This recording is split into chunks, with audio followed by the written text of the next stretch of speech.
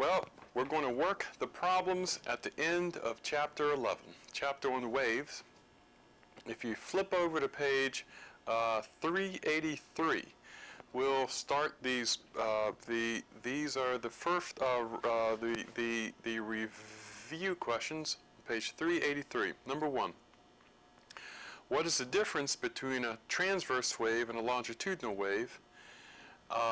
And which type is best represents air that transmits through the air, the sound that transmits through the air, and which best represents light? Well, a transverse wave, if the wave is traveling in this direction, a transverse wave, well, let's first start. A longitudinal wave, you have the media of a longitudinal wave propagates in the same direction as the wave travels. Okay, so the wave propagates, the media propagates in the same direction as the wave. In a transverse wave, it's just the opposite. In a transverse wave, the wave propagates this way, but the media transmits up and down, up and down. Okay, now sound is a compressional wave.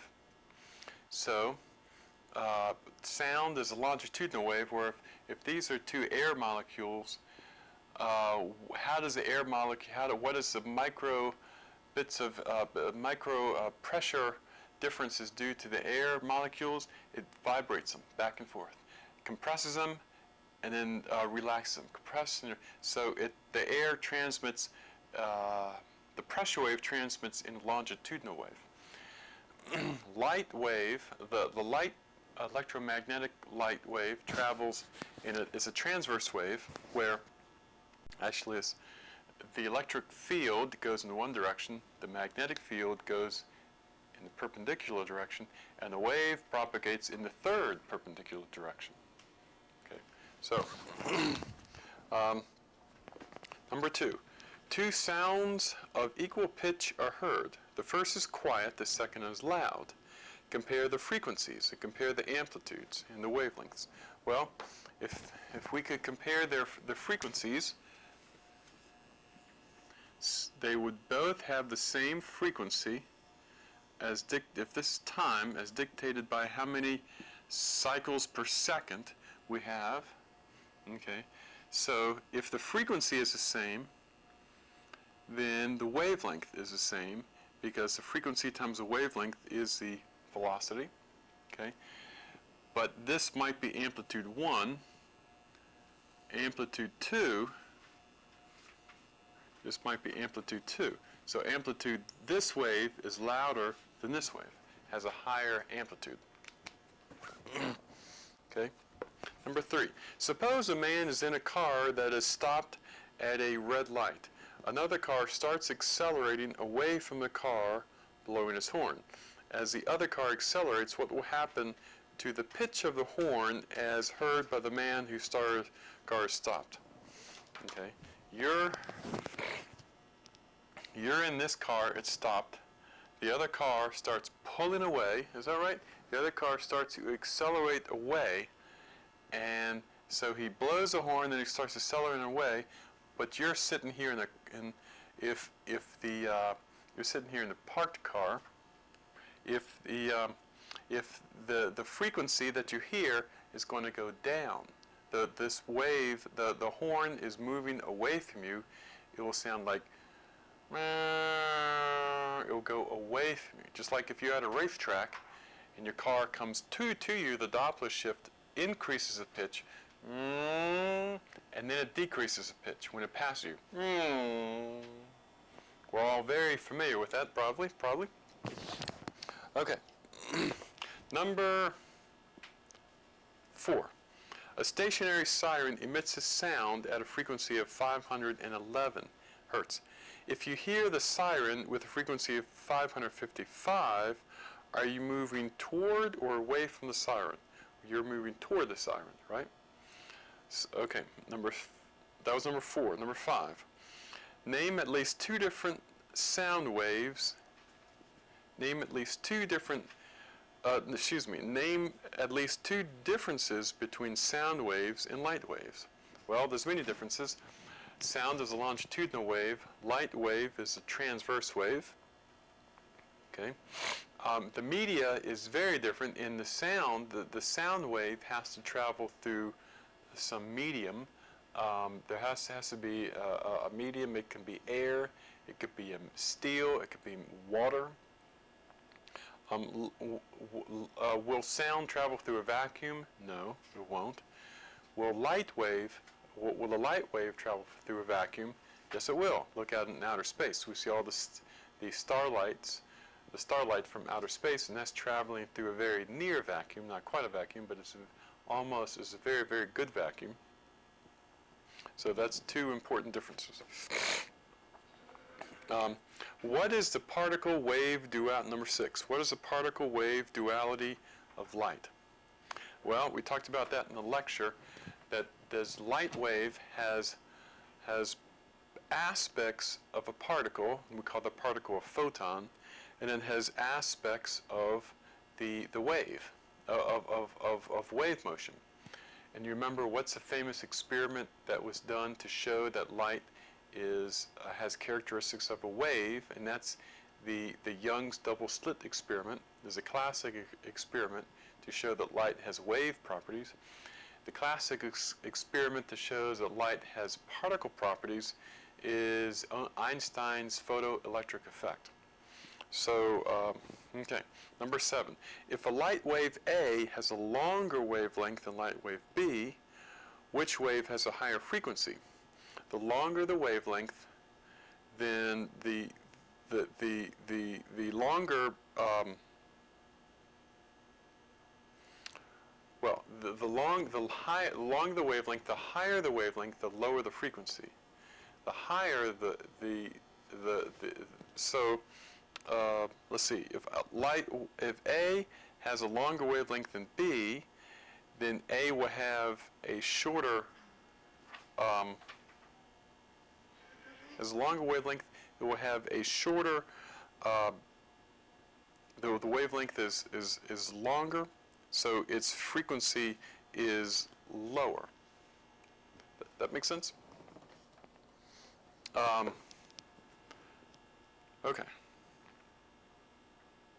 Question number 8. Which light wave has more energy? A or B? A has a longer wavelength. Let's write this down.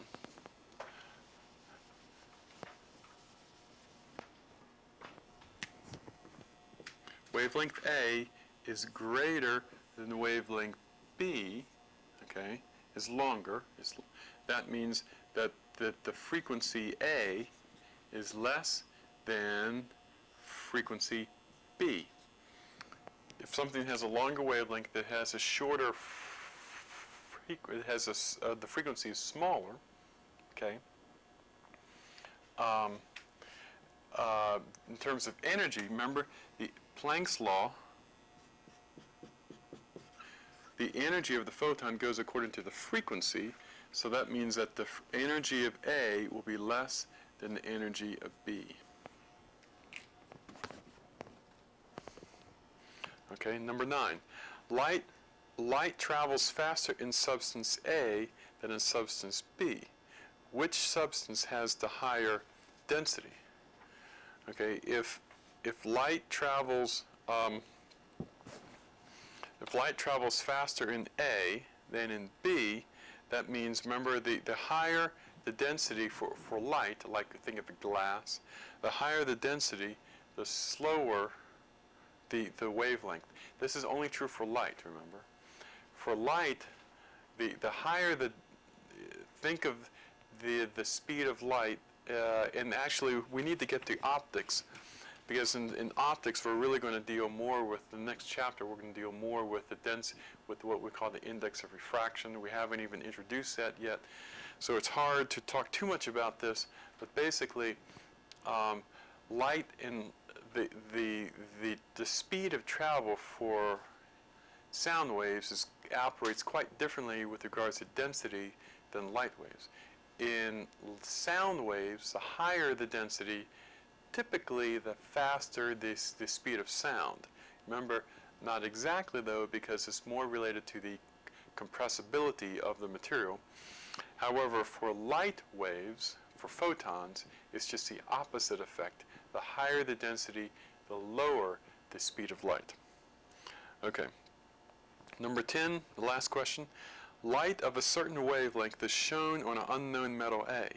Electrons are emitted from the metal, and the maximum kinetic energy of those electrons is measured. The same light is then shown on a metal B, and electrons are also emitted, but the maximum kinetic energy of these is lower in B than in metal B than in metal A. Which metal has the larger work function? Well, the one with the lower, the metal with the lower kinetic energy. If you have less kinetic energy, electrons kicked out, that means you have a larger work function. Okay, so it would be B.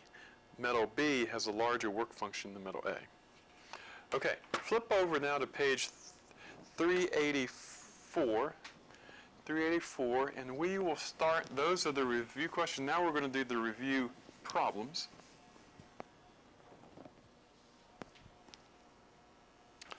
Okay, we're going to do the review problems.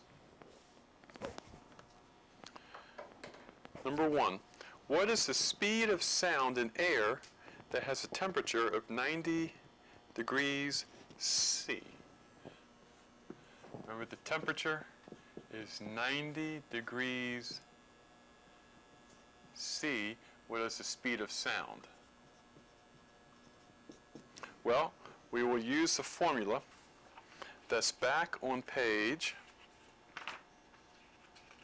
Actually, we have to have it memorized, but I do not have it memorized. So it's back on page 357.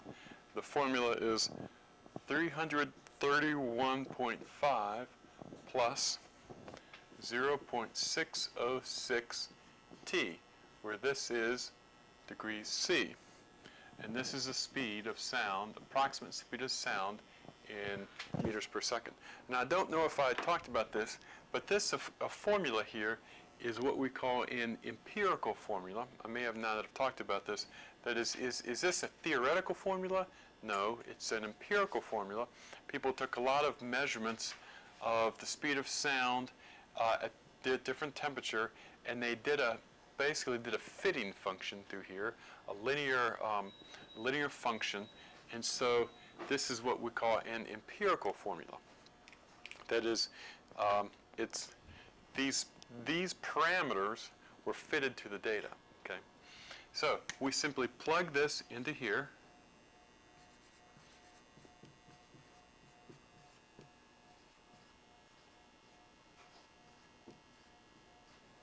And what will we get? We will get 0.606 times 90 plus 331.5.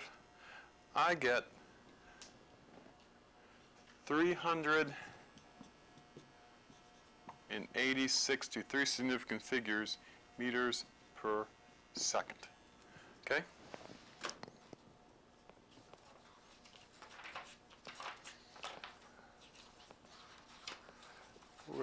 Okay. Number 2.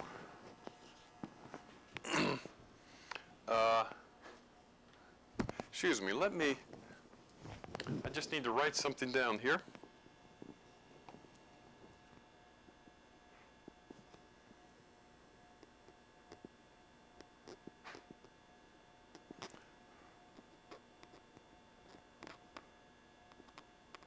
Okay. Okay, number 2. The frequency of sound, the frequency of a certain sound is 1621 hertz. Okay. If the temperature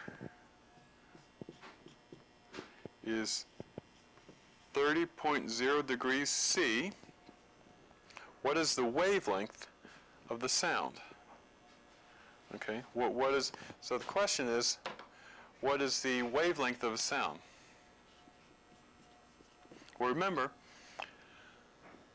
because frequency times wavelength equals velocity, we have to know we know what the frequency is, but we do not know what the velocity is, but we do know what the temperature is. So the velocity is 331.5 plus 0.606 times 30 degrees C, which gives us a velocity of,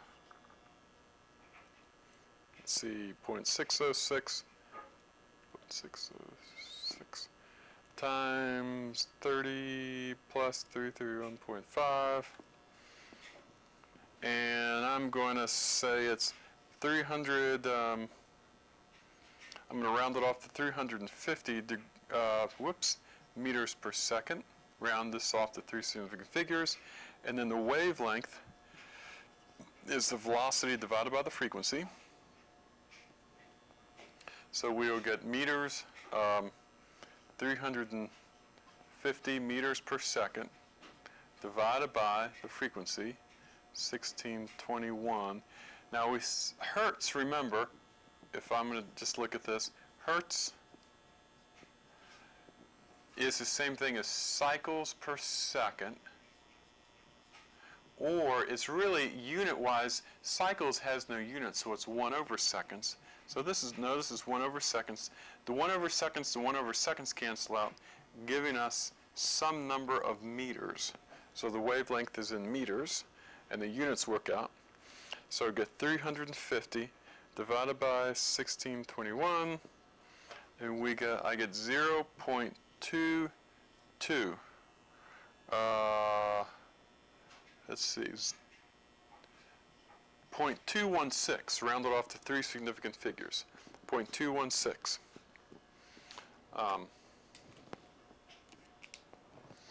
Okay. Now, number 3. Hope that's clear, right there.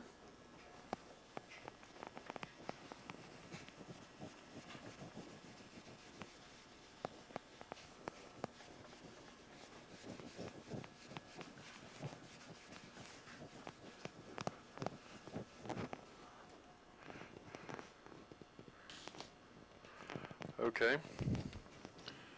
Number 3. A temperature, it says, what is a temperature?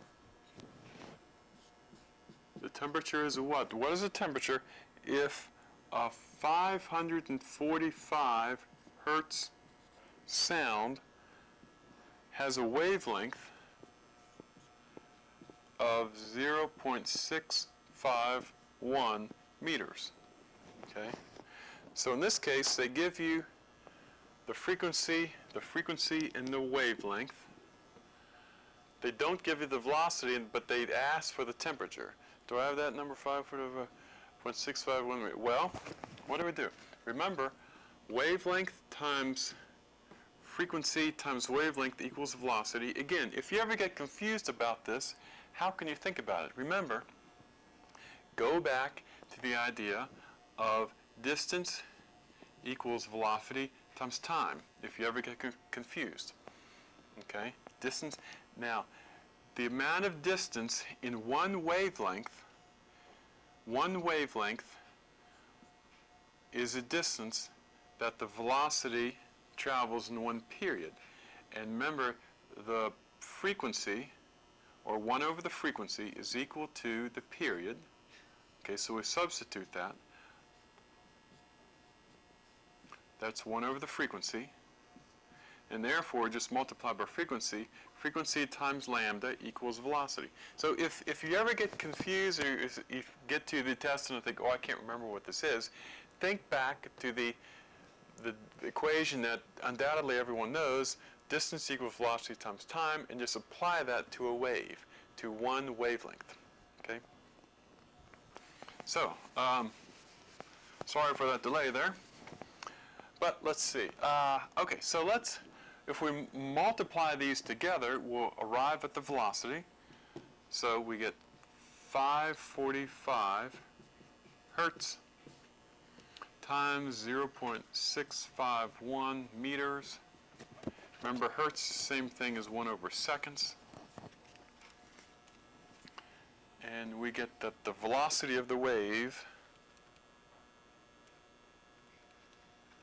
is 355 meters per second, rounded off to 3 significant figures. So what is the temperature? Well, the temperature, whoops, the velocity is 31.5 plus 0.606 T. So we have to solve this equation for temperature, right? So, because we know this, so we'll V minus 331.5 divided by 0.606 equals the temperature. I just subtracted 331.5 and I divided by 0.606. And I arrive at 355 minus 331.5 divided by 0.606. And I will get a temperature of 355 minus 331.5 divided by 0.606. Let's see, and I get 38.8 degrees C, rounded off to 3 significant figures. 38.8. That's what that's what I get. The book gets 40 degrees. I think I like my answer better. Let me punch those numbers in again. Well, I think the answer is 38.8. The book, according to what I got, the book had 40 degrees. Sometimes the book is wrong. So I'm going to make a note of that.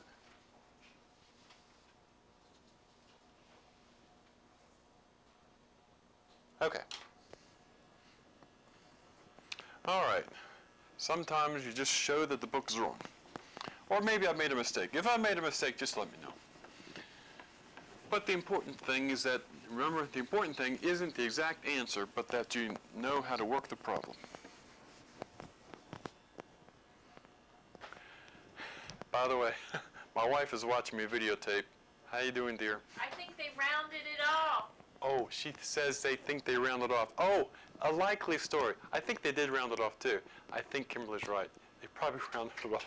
Thank you, my dear. You're welcome. Thank you. Okay. But they're supposed to use 3 significant figures. Anyway, we'll talk about it later. Okay. Number 4.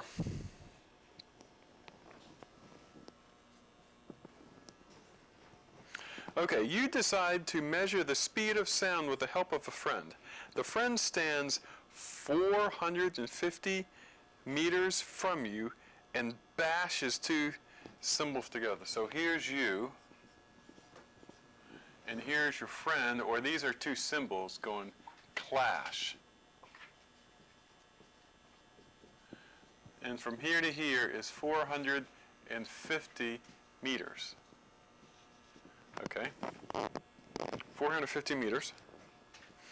You determine that the time between when you see the cymbals crash together and when you hear them is 1.29 seconds. What is the speed of sound according to your measurement? 1.29 seconds. So the time, delta t, is 1.29 seconds from here to here too.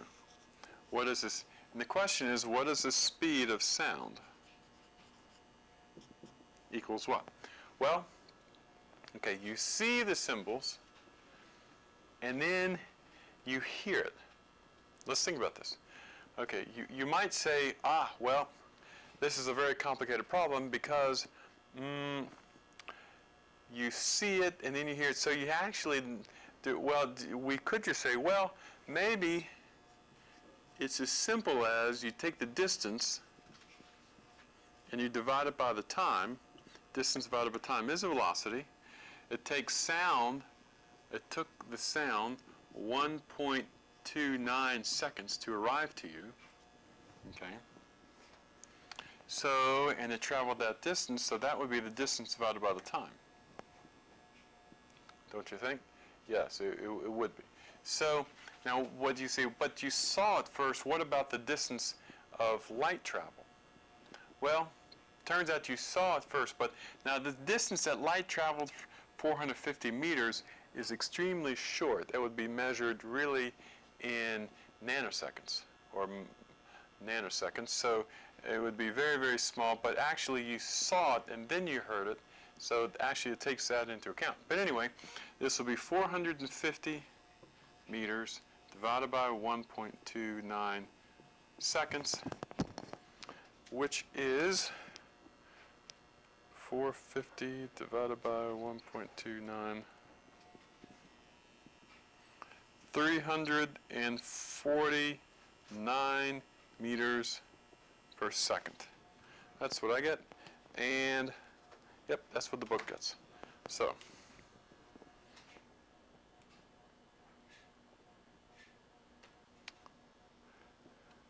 okay, that's number 4. Let's do number 5.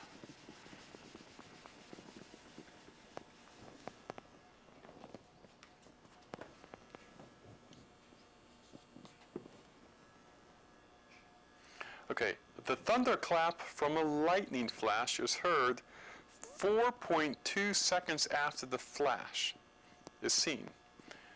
If the temperature, okay, so delta T here is 4.2 seconds. Let's see, now the temperature happens to be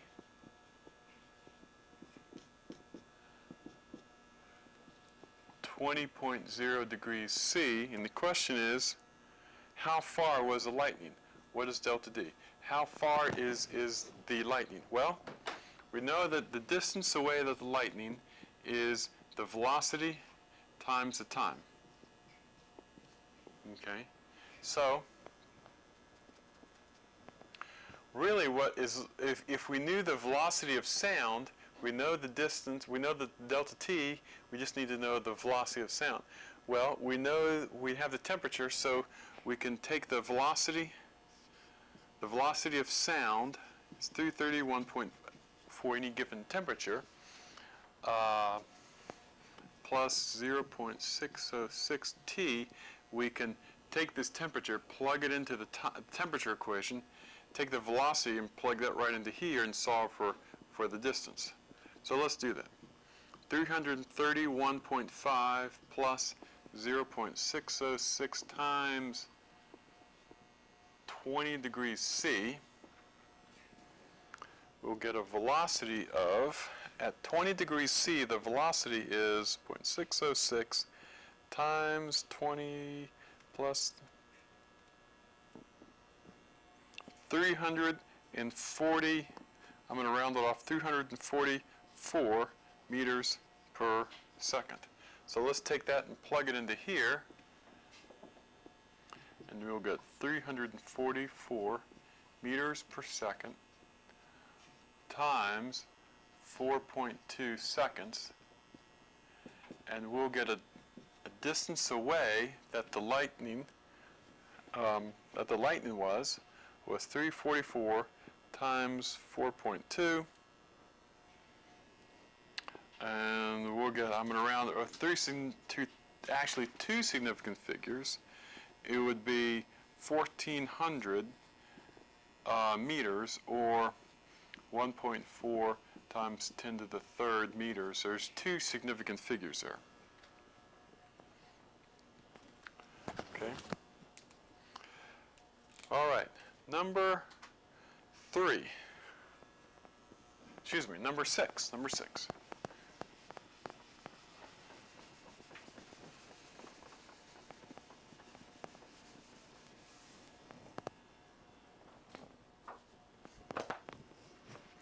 Okay, a flutist, or flautist, I think they say, is playing a middle C, which has a frequency, this is 6, has a frequency of 278 hertz. the flautist is standing in the bed of a pickup truck, bad idea, by the way, which is moving away from you at a speed, the speed of the truck is 25.6 meters per second. What frequency do you hear?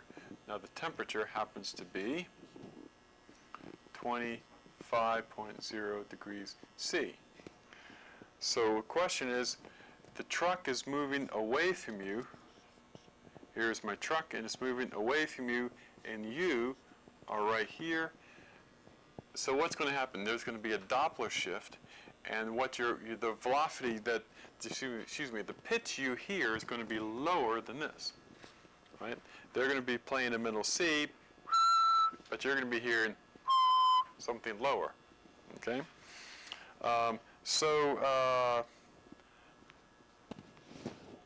Okay, so how do we solve this? Well,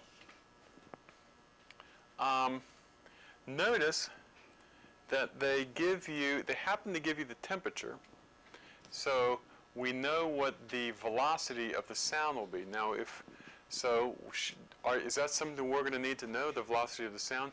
Yes, we will need to know the velocity of sound, so let's go ahead and calculate it. The velocity of the sound at 25 degrees C is 331.5 plus 0.5.